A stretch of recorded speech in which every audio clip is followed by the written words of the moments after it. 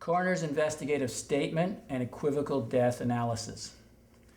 The coroner's office hired Dr. Peter Collins, a psychiatrist, to complete a profile of John that was called the equivocal death analysis.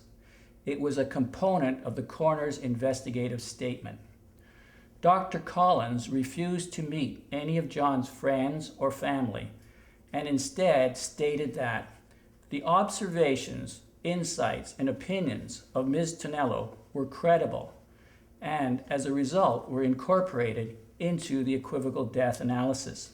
The statement is false because Dr. Collins knew Ms. Tonello had altered her testimony. When the 11-page equivocal death analysis was released with the coroner's investigative statement in March of 2004, it contained over 40 inaccurate or false statements, 13 specific references to Gloria and I as being inadequate parents who caused John's death, and it contained 10 direct quotes from Ms. Tonello that were false. Anyone reading this report would wonder how it was possible to get so many errors in one report.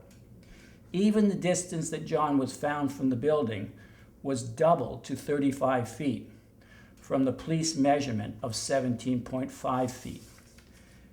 The answer would be found in an email from the coroner to Dr. Collins. Getting the Toronto Police off the hook.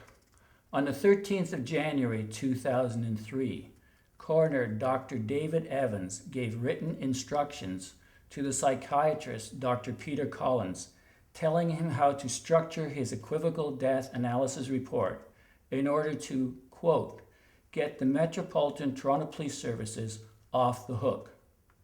The purpose of the coroner's investigation had been established, and getting the Metropolitan Toronto Police Services off the hook had become the coroner's priority. This would explain why the coroner's investigative statement would omit any evidence that made John's death suspicious. Dr. Collins knew as a psychiatrist what he was doing. He was trying to break us psychologically as parents in order to achieve the goals of the coroner of getting the Toronto Police Services off the hook. And there was another factor.